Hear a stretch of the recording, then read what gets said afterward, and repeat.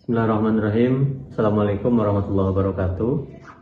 Saya Supandi, pengampu mata kuliah Pendidikan Agama di Universitas Islam Aliyah Kuningan. Mata kuliah Pendidikan Agama merupakan mata kuliah universitas yang wajib diikuti oleh seluruh mahasiswa di program studi yang ada di Universitas Islam Aliyah Kuningan. Mata kuliah ini bertujuan memberikan pengetahuan terkait pemahaman kajian agama secara umum tentang landasan filosofis dan teologis pendidikan agama di perguruan tinggi, konsep tentang Tuhan, manusia, dan agama dalam membangun harmoni, konsep tentang Al-Quran dan Sunnah, dan ijtihad dalam membangun kebudayaan, konsep akhlak dalam pengembangan sains, teknologi, seni, dan etos kerja. Juga membahas tentang konsepsi Islam dalam pembinaan keluarga, masyarakat, negara, dan lingkungan hidup, dan perspektif Islam terhadap isu-isu kontemporer. Pembelajaran akan dilaksanakan secara offline dan online, menerapkan pendekatan berpusat kepada mahasiswa. Penilaian dilakukan melalui ujian tulis, penilaian tugas atau produk, dan penilaian kinerja di setiap pertemuan yang dilaksanakan. Capaian pembelajaran program studi dari mata kuliah ini secara dalam hal sikap, mahasiswa bisa dan harus bisa bertakwa kepada Allah Tuhan Yang Maha Esa, mampu menunjukkan sikap religius dan menjunjung tinggi nilai kemanusiaan dalam menjalankan tugas berdasarkan agama, moral, dan etika.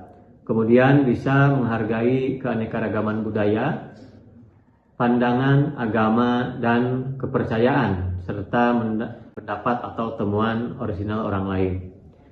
Dalam hal pengetahuan, mahasiswa harus bisa menerapkan pemikiran logis, kritis, sistematis, dan inovatif dalam konteks pembangunan atau implementasi ilmu pengetahuan dan teknologi yang memperhatikan dan menerapkan nilai humaniora yang sesuai dengan bidang keahliannya. Dalam hal kemampuan atau keterampilan umum, mahasiswa harus mampu menganalisis, menerapkan, dan mengevaluasi pengetahuan faktual, konseptual, prosedural, dan metakognitif terkait berbagai isu kemanusiaan, kebangsaan, dan kenegaraan dengan menggunakan wawasan keagamaan yang rahmatan lil alamin. Sedangkan secara keterampilan khusus, mahasiswa harus bisa mengartikulasikan nilai-nilai agama dalam bidang ilmunya masing-masing. Dalam mata kuliah ini, mahasiswa harus menguasai beberapa hal. Tidaknya ada 8 capaian yang harus dimiliki. 8 capaian pembelajaran ini akan ditempuh selama 16 pertemuan yang meliputi 14 kali pertemuan tatap muka dan 1 kali ujian tengah semester yang dilaksanakan di pertemuan ke-8 dan 1 kali untuk ujian akhir semester atau UAS di pertemuan ke-16. Hari ini saya akan memberikan salah satu contoh pertemuan, yaitu pertemuan ke-6 yang akan menyampaikan materi tentang Al-Quran dan inspirasi peradaban. Demikian, mari kita saksikan video tentang pembelajaran yang kami laksanakan.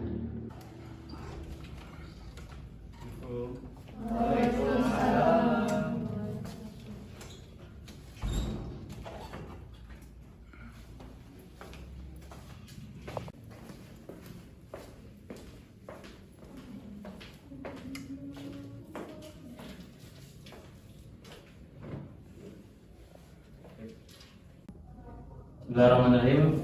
Assalamualaikum warahmatullahi wabarakatuh. Waalaikumsalam warahmatullahi wabarakatuh. Bismillah, alhamdulillah, la haula wala quwwata illa billah. Asyhadu an la ilaha illallah wahdahu la syarika lah.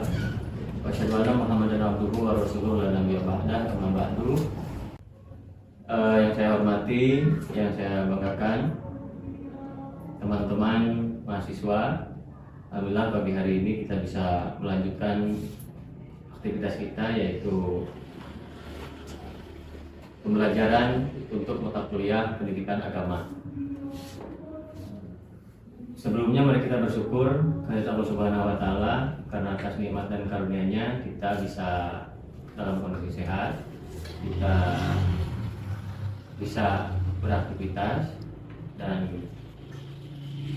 mengikuti perkuliahan ini sesuai dengan jadwal yang sudah kita sepakati. Salawat dan salam semoga senantiasa tercurah limpahkan kepada junjungan kita Habibana wa Nabiyana Muhammad sallallahu alaihi wasallam, kepada para keluarga, para sahabat, dan mudah-mudahan semuanya termasuk kita di dalamnya. Amin ya rabbal alamin. Hari ini kita masuk ke pertemuan ke-6.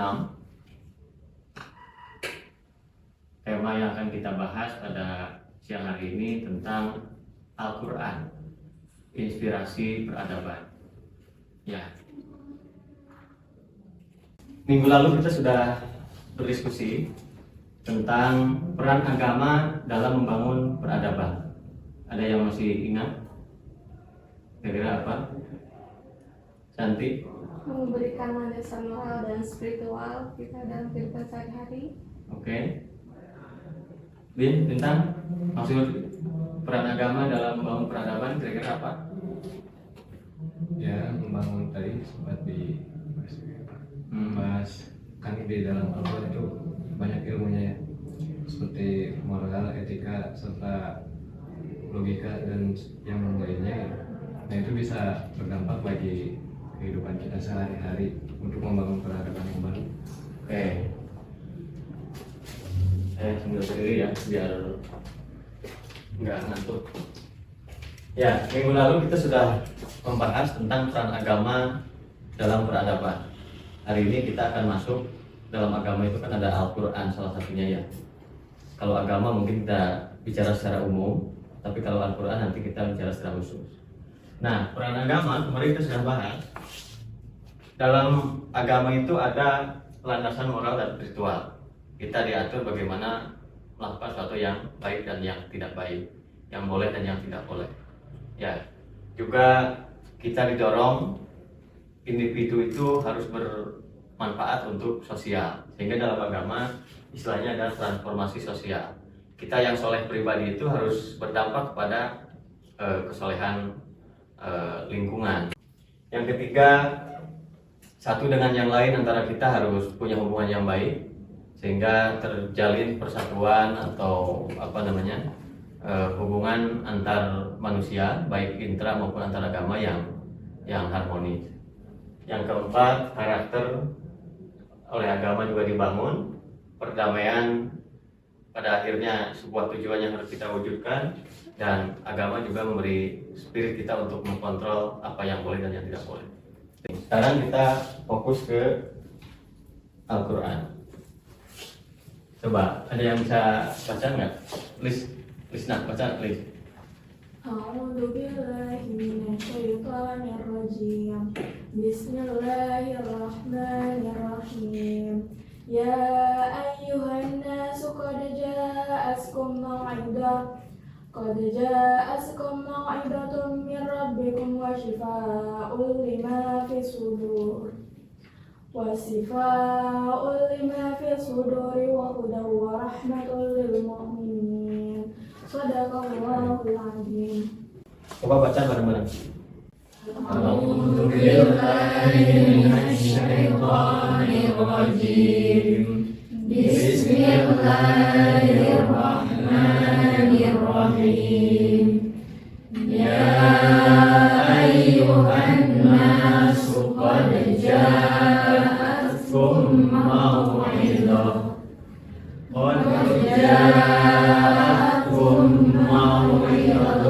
min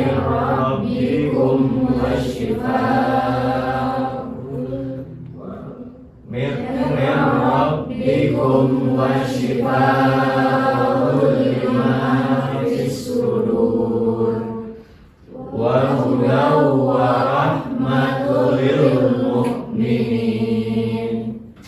Oke. Nanti hafal ya, harus dihafal ya. Biar setidaknya coba ada yang bisa menyimpulkan nggak dari definisi yang tadi? Kalau kita dengar ayat ini kira-kira kita sedang diarahkan kemana? Hah? Wahai manusia, sungguh telah datang kepadamu pelajaran atau Al-Quran, penyembuh bagi sesuatu penyakit di dalam dada, terus petunjuk dan rahmat. Berarti ini ngomongin apa sebab? Pertama ngomongin Al-Quran yang dikirim oleh Allah melalui Nabi Muhammad, yang fungsinya itu untuk pertama pelajaran, yang kedua penyembuh, yang ketiga petunjuk, rahmat. Jadi kalau hafal surat Yunus ayat 57 ini, kita akan melihat bahwa Al-Quran itu salah satu definisi yang kita bisa tangkap adalah pelajaran. Yang kedua obat, yang ketiga apa? Petunjuk, yang keempat rahmat. Jadi kalau kita baca Quran tidak menemukan itu, berarti kita belum baca. Ya, udah menemukan pelajaran dari Al-Quran yang setiap malam Jumat dibaca, atau dari setiap malam, nggak hanya malam Jumat, dari wajah-wajahnya ini malam Jumat aja kayaknya. Dan itu sudah tahu kan? Al-Kahfi atau Yasin, tapi enggak. Kelas ini saya yakin tiap malam baca Quran. Ya, tapi pertanyaannya, ketika tiap malam baca Quran atau tiap waktu-waktu tertentu baca Quran, nemu ini enggak? Nemu pelajaran enggak dari yang kalian baca? Penyembuh aja sih Pak. Hah? Ya pelajaran petunjuk sama rahmatnya nggak menang gitu. Belum. Tapi cuma penyembuh aja. Penyembuh, artinya apa? Minta. Ya ketika kita baca Quran sampai sesudahnya itu ya merasa lega gitu. Kayak suci aja bersih. Oke. Kayak baru dilahirkan gitu. Ya kegalauannya sirna lah gitu ya. Cuman pelajaran. Agak tenang dikit kemudian gitu kan. Ya. Oke. Nanti ke depan setelah ini ya kita harus menemukan minimal 4 yang kita baca itu apa ya pelajarannya. Katanya obat ini apa, Quran ini penyembuh kok galau saya masih ada gitu ya, penyakit saya masih ada, maksud penyembuh itu apa kan gitu. Petunjuknya saya dapat petunjuk apa kan gitu. Terus rahmatnya kita dirahmati nggak sih? Bukan dirahmati kemarin, dirahmati oleh Allah Subhanahu Wa Taala. Ya, oke, sepakat? Sepakat ya? Oke. Tema yang kita bahas kan Al-Quran dan apa? Peradaban manusia. Kira-kira ini pengantarnya ini ya, pengantarnya kan Yunus 57. Kira-kira saya mau minta beberapa menit, 5 menit, 10 menit untuk berkelompok. Ini 1, ini 2, ini 3. Kira-kira inspirasi apa dari Al-Quran sehingga melahirkan sebuah peradaban? Ya, coba kelompok 1, kelompok 2, kelompok 3. Silakan berunding sebentar. Diperhatikan. Dan kita di sini 2 poin atau 3 poin inspirasi Al-Quran yang harusnya melahirkan sebuah peradaban. Ini berapa poin? Ini berapa poin? Silakan.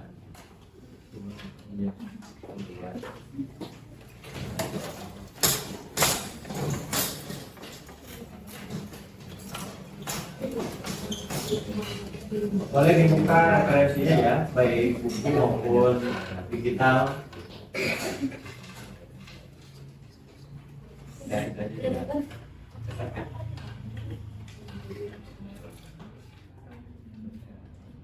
Sepuluh menit ya.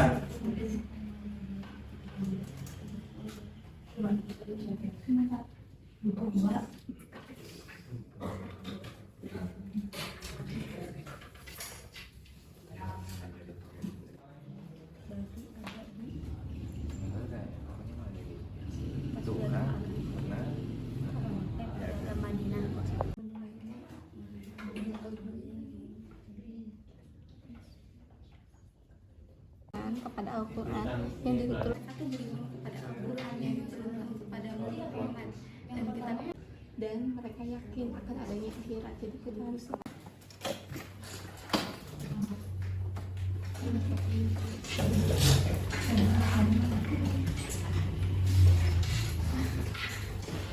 Sudah 10 menit ya, kira cukup lah ya, karena kan kemarin sudah sejak awal referensi sudah dibahas dan pertemuan ini sudah bagian dari rencana kita. Dari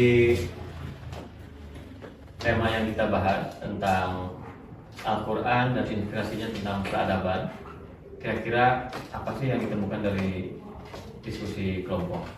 Coba kelompok mana dulu? 1, 2, 3. satu. Hah? Satu. Oke. Kira-kira satu aja, Pak. Satu, Nah, ya tadi yang sudah kami diskusikan ada 2 sebenarnya Pak. Dari apa namanya, yang pertama itu dari surat Al-Alaq ayat 1 Ya. 5 gitu kan, karena itu wahyu pertama yang turun kepada Nabi Muhammad. Dan yang kedua itu ada surat Al-Fatihah yang terakhir, Akum dinukum waliyadin. Yang pertama itu surat Al-Alaq, karena pada dasarnya malaikat Jibril ketika menurunkan wahyu itu ikro gitu kan, ikro ya Muhammad mana dikuri gitu kan, apa yang saya harus baca. Lalu datanglah ayat selanjutnya sampai 5 ayat.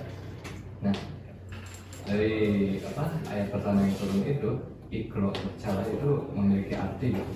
Mungkin ada beberapa teologi yang menyatakan bahwa ikro itu tuh ada ikro yang pertama berpikir, berakal dan merenung gitu ya.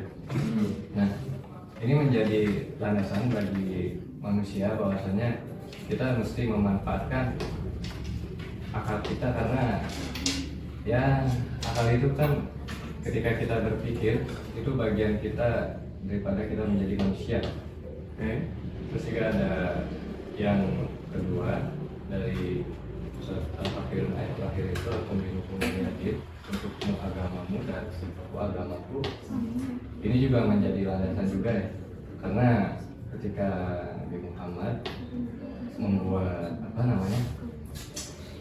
piagam Madinah atau konstitusi Madinah pada saat itu tuh ada yang berisi tentang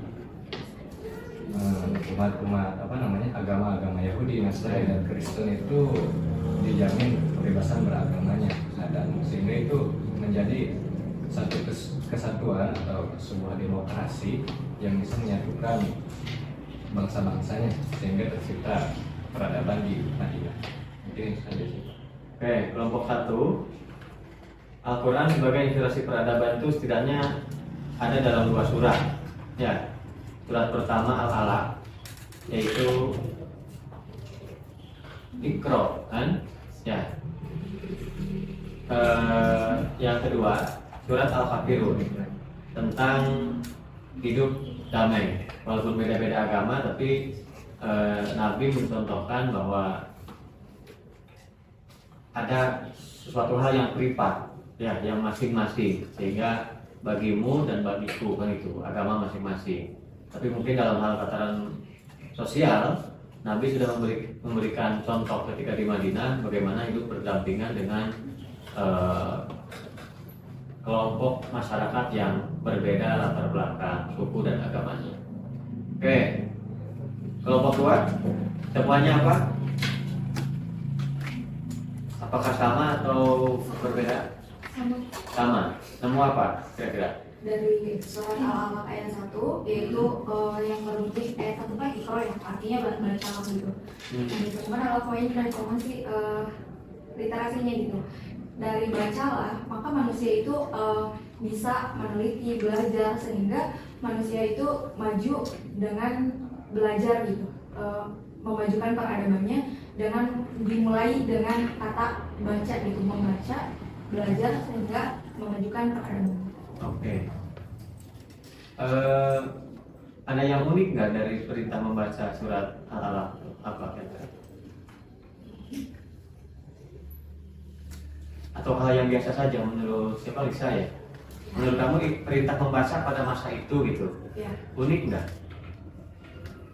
mungkin unik karena pada saat itu Nabi Muhammad SAW belum bisa membaca gitu. Jadi sebelumnya itu belum bisa membaca gitu, jadi tidak tahu cara membaca itu seperti apa. Oke, ada yang lain yang menambahkan? Kira-kira ada tadi kan disinggung oleh kelompok satu. Kira-kira ada yang unik nggak dari kenapa kok perintah pertamanya baca gitu? Dan diberikan kepada Nabi yang katanya ummi, sebagian diartikan nggak bisa baca tulis gitu. Ya. Atau ada yang mengatakan juga nyuruhnya sampai 3 kali gitu. Ikro mana dikori kan dari itu. Apa yang saya baca? Ikro kan gitu ya. Ya apa yang harus saya baca? Lebih kan. Baru di akhir kan ikro bismillahirrahmanirrahim. Ladi Allah. Ya. Itu apa namanya? Tahapan kenapa sampai 3 kali itu dimaknai karena sangat pentingnya baca. Ya. Karena dari membaca itu lahir temuan-temuan berikutnya, ya itu yang akan menjadi sumbangsih peradaban. Oke, nantilah kita apa namanya tambahkan. Berikutnya kelompok 3 temuannya apa? Atau ada lagi kelompok 2 selain Iqra? Surat Al-Qalam.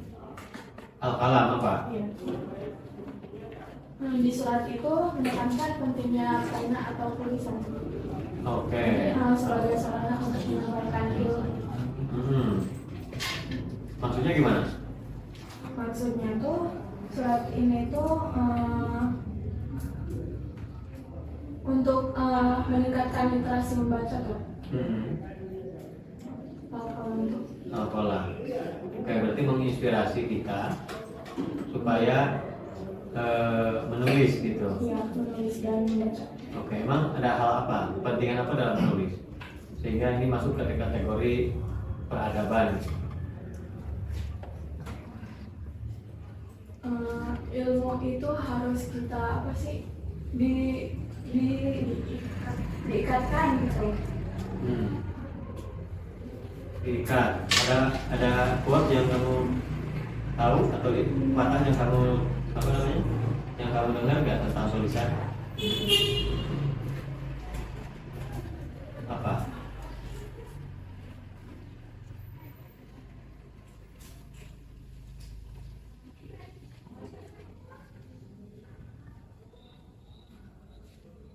Ada nggak? Atau ada yang menambahkan? Ya. Oke. Ada lagi selain itu? Semuanya? Surat Al-Alaq ya tentang baca dan Al-Qalam tentang tulisan. Oke, nanti kita bahas. Kelompok 3 nemu apa?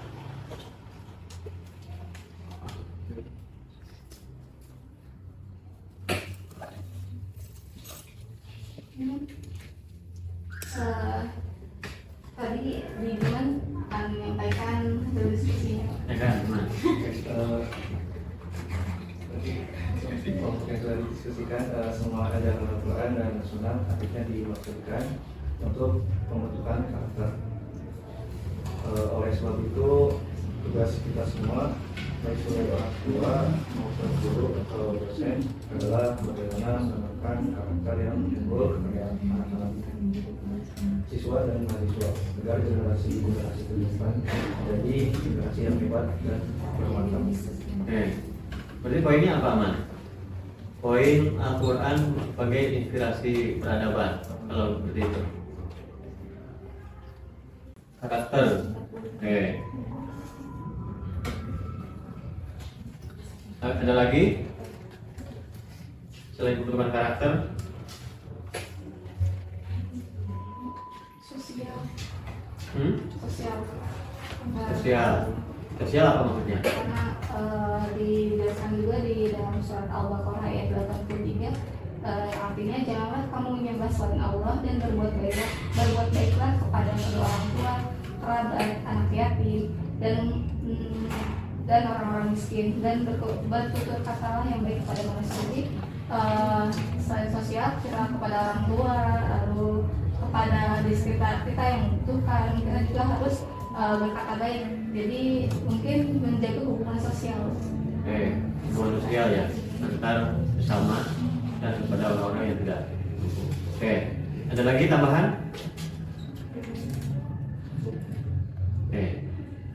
Kita kembali ke sini ya. Tadi